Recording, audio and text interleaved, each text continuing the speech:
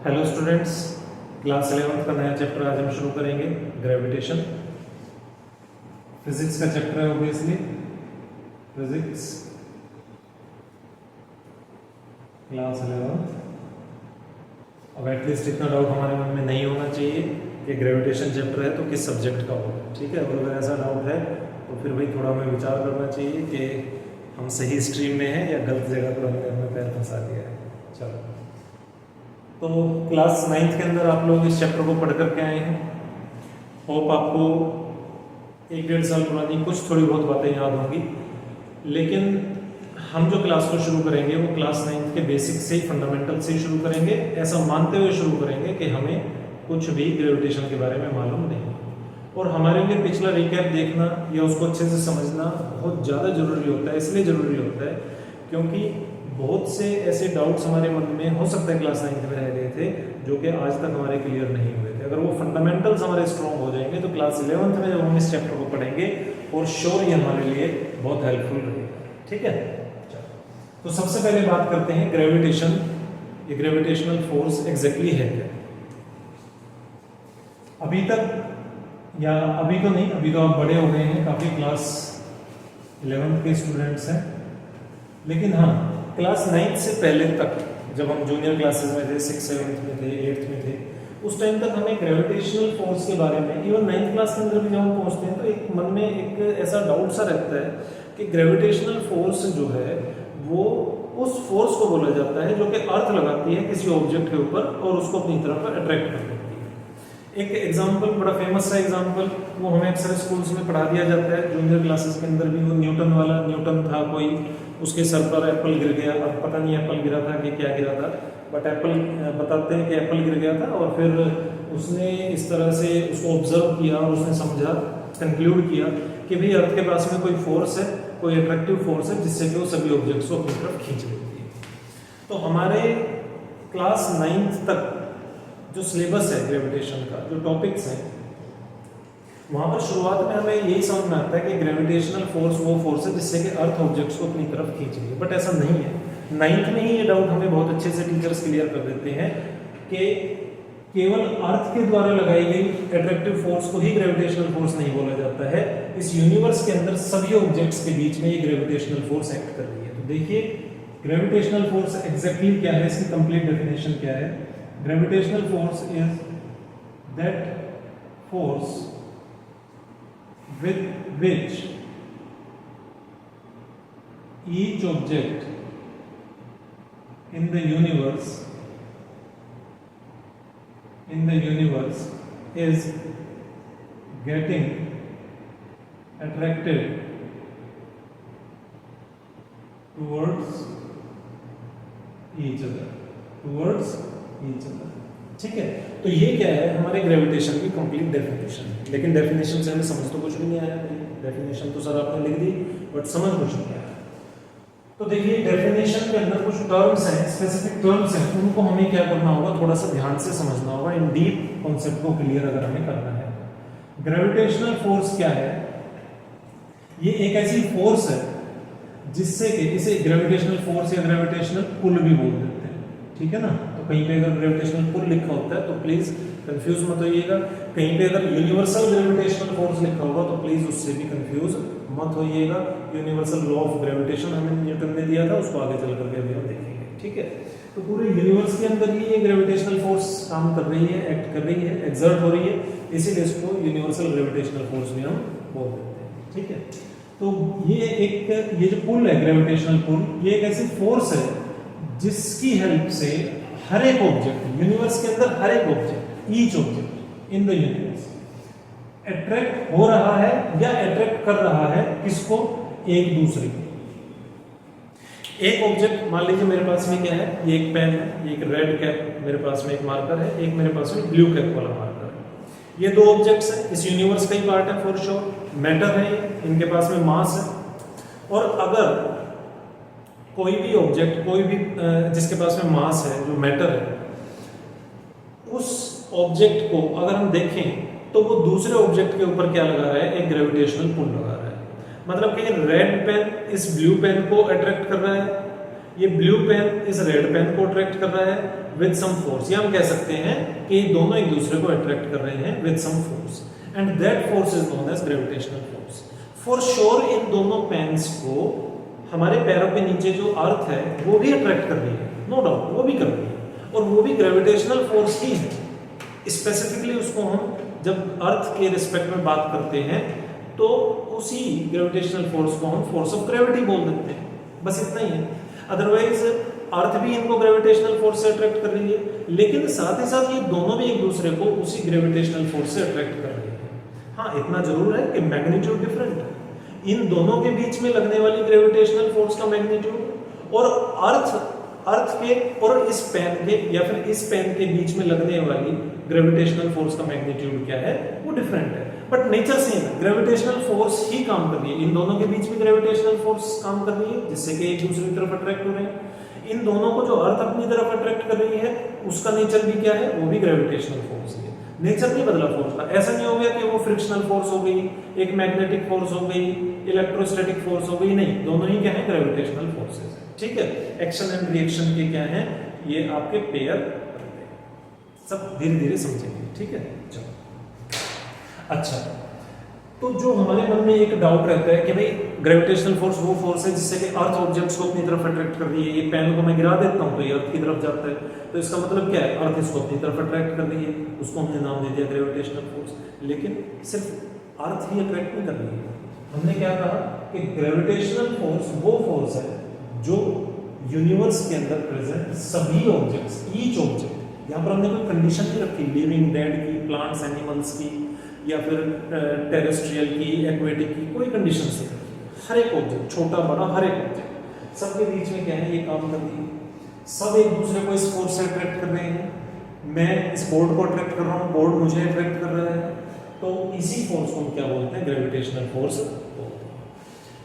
साथ ही यहाँ पर हम जो अट्रैक्टेड लिख रहे हैं, तो इस एक वर्ड से हमें बहुत इंपॉर्टेंट एक बात समझने को मिलती है, और वो क्या है, इस फोर्स के नेचर के बारे में एक अच्छी जानकारी मिलती है। वो क्या है कि इसका नेचर जो होगा वो हमेशा क्या होगा, ऑलवेज अट्रैक्टिव।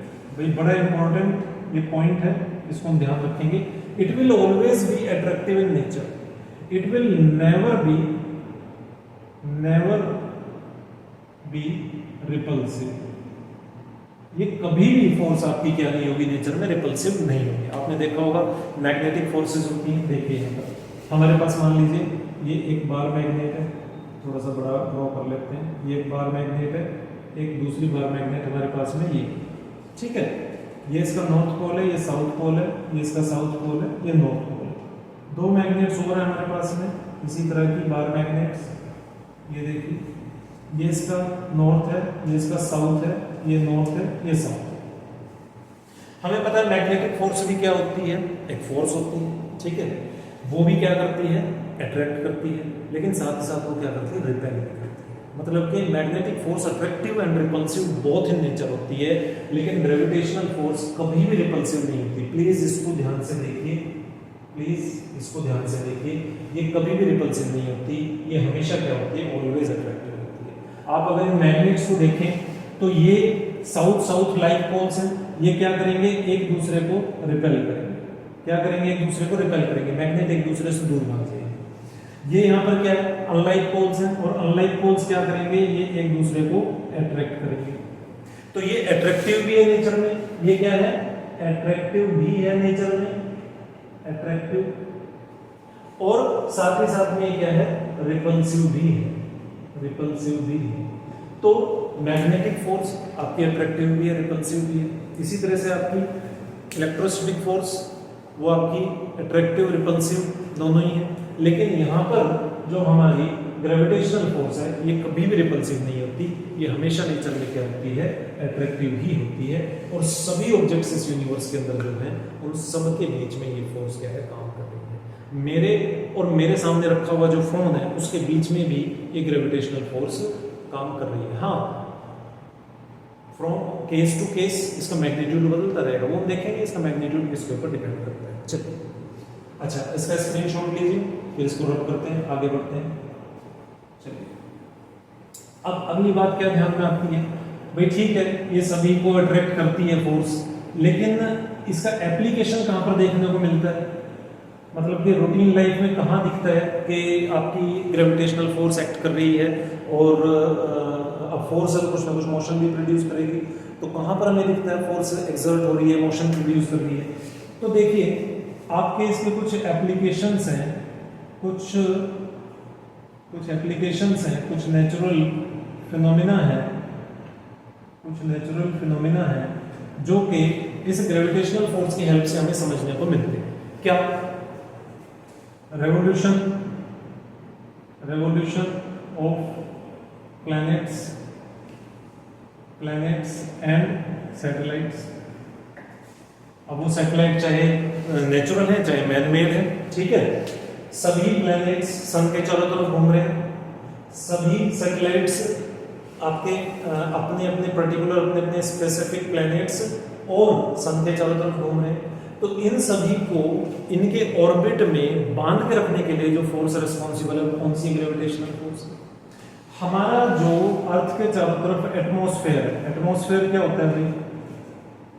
एटमॉस्फेयर क्या होता है? जो अपना ब्लैंकेट ऑफ एयर है जिसने कि अर्थ को चारों तरफ से घेर कर रखा हुआ है, सराउंड किया हुआ है, दैट इज एटमॉस्फेयर। उस एटमॉस्फेयर का जो एग्जिस्टेंस है वो भी इसी की वजह से है। अगर ये अर्थ के पास में ग्रेविटेशनल फोर्स नहीं होगी तो इस एटमॉस्फेयर को अर्थ के आसपास में रखने के लिए हमारे पास में कोई पॉसिबिलिटी नहीं होगी और तब ये एटमॉस्फेयर क्या होगा? वैनिश हो जाएगा, ठीक है। तो इतना इंपॉर्टेंट इसका क्या है? एप्लीकेशन। तीसरा हम क्या देखते हैं? अर्थ के ऊपर आने वाले high tides and low tides, उसके लिए भी क्या है?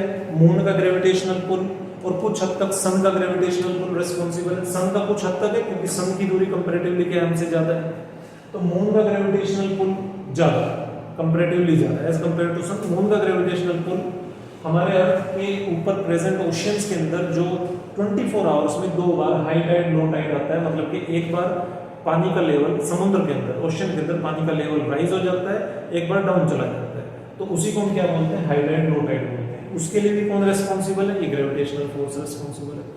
इवन और सब कुछ छोड़िए, हम सभी को अर्थ के सरफेस पर रोक के रखने के लिए, बांध के रखने के लिए अर्थ का ग्रेविटेशनल पुल ही तो रिस्पॉन्सिबल है।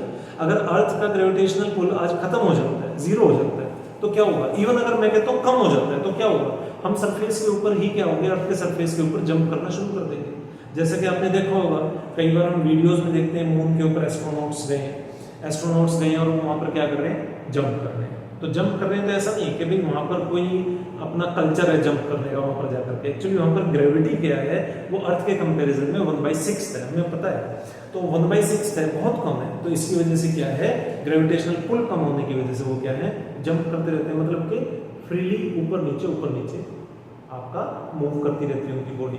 तो अर्थ के ऊपर भी कुछ वैसे ही सिनेरियो होगा, और अगर ये जीरो ही हो गया तो क्या होगा? हम तो स्पेस में ही उड़ जाएंगे, ठीक है, हम आउटर स्पेस की तरफ भाग जाएंगे। तो ऐसा नहीं है। लेकिन आपके जो एक्लिप्स उनको जो प्रिडिक्ट किया जाता है उसके अंदर भी आपका ग्रेविटेशनल फोर्स की जो नॉलेज है हमारी, वो हमें बहुत ज़्यादा हेल्प करती है। तो इस तरह से हम क्या देखते हैं कि बहुत से नेचुरल फिनोमिना हमें ग्रेविटेशनल पुल या ग्रेविटेशनल फोर्स की वजह से ही क्या है? एग्जिस्टेंस में नजर आते हैं। अगर ये ग्रेविटेशनल फोर्स ना होती तो शायद ये सभी फिनोमिना भी हमें देखने को ना मिलते, या हो सकता था ये होते, लेकिन हम इनके पीछे की फोर्स क्या है, इनके पीछे का रीजन क्या है, उसको कभी भी एक्सप्लेन ना कर पाते अगर हमें ग्रेविटेशनल फोर्स की नॉलेज ना होती। लेकिन चलो, बाई चांस न्यूटन बाबा की वजह से हमें आज ये सब कुछ पता है, ठीक है। Thanks to him. चलिए अब आगे बढ़ते हैं, थोड़ा सा इसका स्क्रीनशॉट लीजिए, फिर इसको रब करते हैं और आगे बढ़ते हैं। चलो अब आगे क्या आता है कि भाई एक मन में क्वेश्चन भी आ जाता है कि सर ये ग्रेविटेशनल फोर्स किसी भी प्लेनेट को उसके ऑर्बिट के अंदर रहने के लिए हेल्प कैसे करती है? How does it help?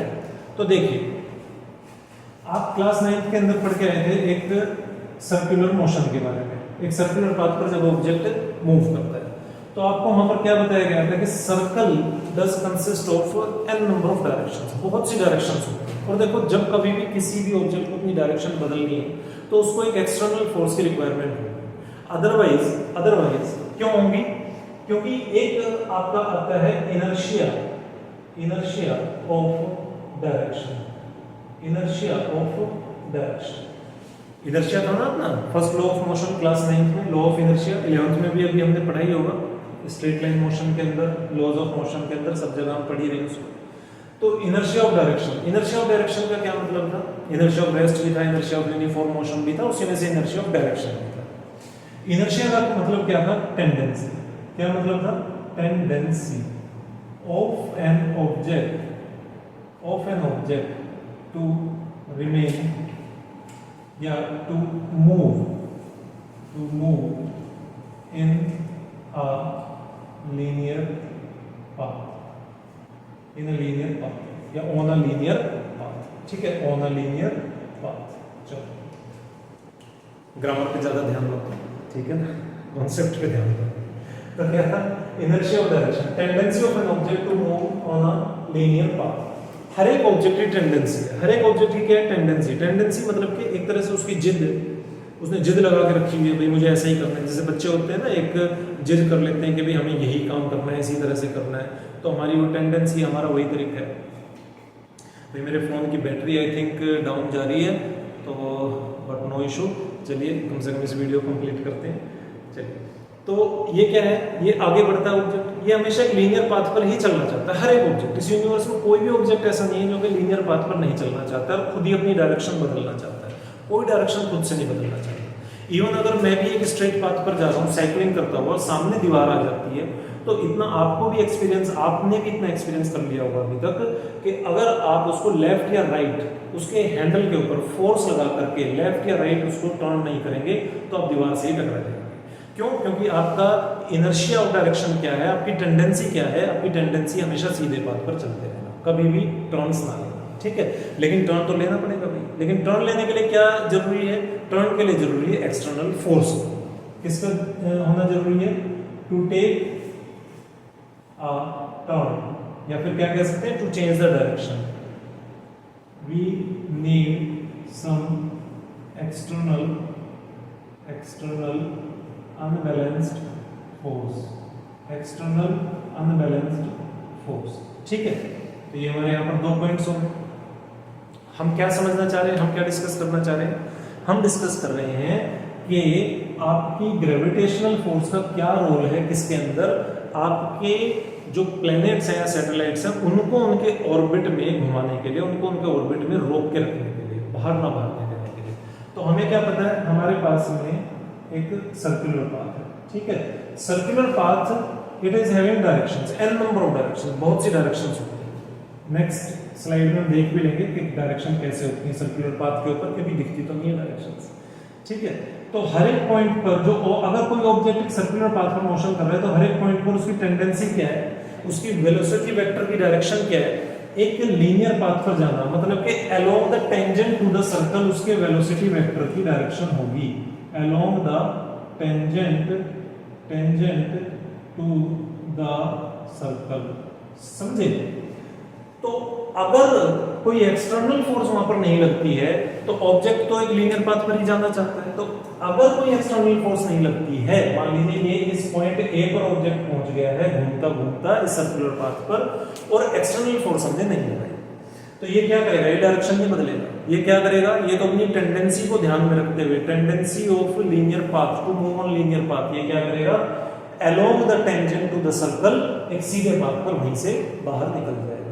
तो बिल्कुल कुछ यही सिनेरियो कहां पर होता है? आपके प्लैनेट्स के मोशन में होता है। जैसे प्लैनेट्स अपने एक इलिप्टिकल ऑर्बिट में घूमते हैं सन के चारों तरफ, तो उस ऑर्बिट में भी क्या है? डायरेक्शंस है। अब डायरेक्शंस को बदलना ये आपके प्लैनेट की तो टेंडेंसी नहीं है, क्योंकि उसकी टेंडेंसी तो क्या है? इनर्शिया ऑफ डायरेक्शन के अकॉर्डिंगली उसकी टेंडेंसी क्या है? एक लीनियर पाथ पर चलते रहना। तो समझिए ये आपका प्लैनेट है, ये आपका प्लैनेट है, और बीच में यहाँ पर कौन बैठा हुआ है? बीच में मान लीजिए यहाँ पर बैठा हुआ है सन, ये सन बैठा हुआ है, सन के चारों तरफ ये प्लैनेट घूम रहा है। हालांकि इलिप्टिकल ऑर्बिट होता है, मैंने थोड़ा सर्कुलर यहाँ पर ड्रॉ कर दिया है, बट नो डाउट आपको यहाँ से समझ में आ जाएगी चीजें। ठीक है ना, मतलब पूरी तरह से सर्कुलर नहीं होता ऑर्बिट, कहने का मतलब ये है। तो अब ये प्लैनेट है, मान लीजिए प्लैनेट, इसको कुछ नाम दे देते हैं, इसको हम बोल देते हैं, ये प्लेनेट हमारा मर्क्यूरी है।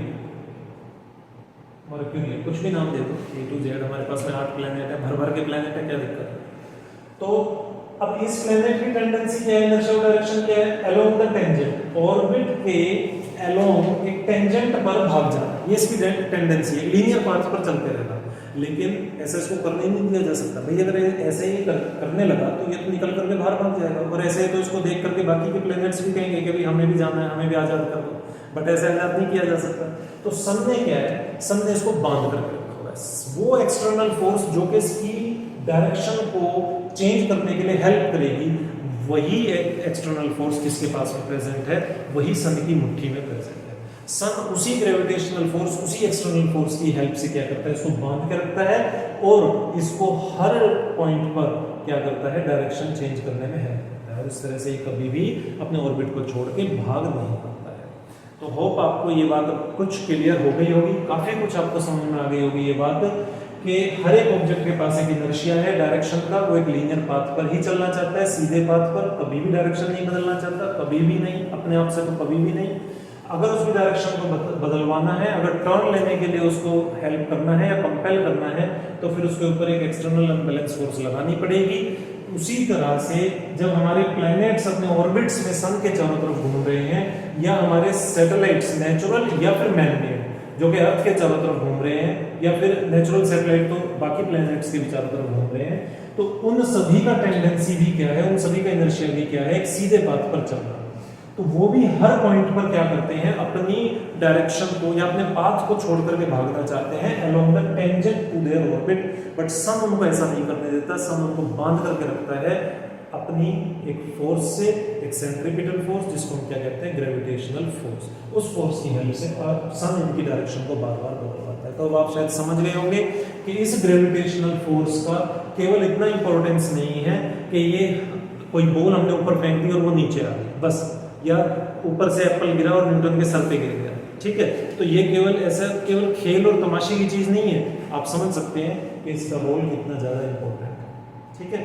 तो चलिए इसका यहाँ से स्क्रीनशॉट लीजिए, और अब हम इसके बाद नेक्स्ट वीडियो में जब शुरू करेंगे तो हम ये डिस्कस करेंगे कि इस फोर्स का मैग्नीट्यूड कैलकुलेट करने के लिए हमें क्या क्या बताया न्यूटन ने, ठीक है। और आपको ये चीजें काफी अच्छे से समझ में आ गई होगी। देखिए बेसिक्स पर अपना हमेशा ध्यान दीजिए, ऐसा मत सोचिए आप क्लास 11th में आ गए हैं तो 9th की कोई रिक्वायरमेंट नहीं है, या फिर अब वो हमारे लेवल से मैच नहीं करती हैं चीजें, हम तो 11th क्लास के सीनियर स्टूडेंट्स हैं, ऐसा नहीं है।